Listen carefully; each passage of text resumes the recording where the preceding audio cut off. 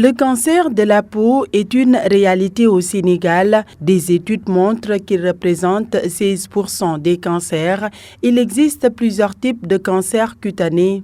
Donc, le cancer de la peau, c'est un cancer qui se développe aux dépens des cellules de la peau. Bon, au niveau de l'organisme, il y a plusieurs organes. Au niveau de chaque organe, il y a des cellules. Maintenant, quand les cellules de l'organe concerné commencent à se développer de façon anarchique, de façon anormale, c'est là que se développe le cancer de la peau. Le cancer. Maintenant, au niveau de la peau, quand les cellules de l'épiderme se développent de façon anarchique, c'est en ce moment qu'apparaît le cancer de la peau. Maintenant, en fonction de la cellule, du type de cellule qui se développe de façon anarchique, donc le cancer va varier. Il y a plusieurs types de cancers de la peau, dont les plus fréquents sont le carcinome épidermoïde, le carcinome basocellulaire et le mélanome.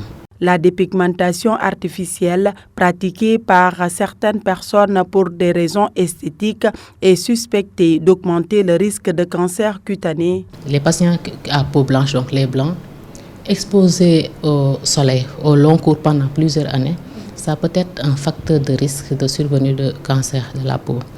Les personnes également qui ont une maladie génétique de la peau qui prédispose à à la survenue de cancer de la peau, comme les albinos.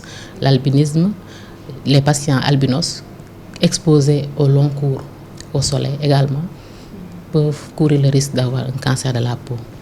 Les personnes qui pratiquent la dépigmentation artificielle, encore appelée xeesal, pendant plusieurs années également peuvent courir le risque d'avoir un cancer de la peau. Il y a plusieurs études qui ont été faites qui ont trouvé la survenue de cancer de la peau chez des patients qui ont utilisé qui ont pratiqué la dépigmentation artificielle pendant plusieurs années. L'immunosuppression également chronique, c'est-à-dire une baisse de l'immunité qui peut être en rapport avec une maladie qui a entraîné une baisse de l'immunité, ou bien un patient qui prend un traitement au long cours, un traitement qui peut entraîner une baisse de l'immunité également. Ces patients peuvent courir le risque d'avoir un cancer de la peau. Il y a les cicatrices de brûlure également, les ulcères de jambes chroniques, c'est-à-dire c'est les plaies qu'on voit sur les jambes traînantes chroniques également peuvent être un facteur de risque de cancer de la peau, de même que les infections à papillomavirus peuvent être un facteur de risque de cancer de la peau. La plupart des personnes traitées à un stade précoce peuvent guérir de leur cancer de la peau. Le traitement varie en fonction de la localisation, de la taille également et de l'existence ou non de métastases. Métastases, c'est-à-dire quand en dehors de la peau, le cancer touche un autre organe. Le traitement est avant tout chirurgical, donc l'objectif étant de faire une exérèse complète de la tumeur. La radiothérapie également peut être indiquée si la chirurgie n'est pas possible. Une chimiothérapie locale également peut être faite dans certains cas.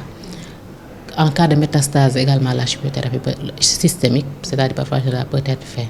Bien que le cancer de la peau soit moins fréquent au Sénégal, il représente un enjeu de santé publique important, notamment en raison de l'exposition solaire et de la pratique de la dépigmentation.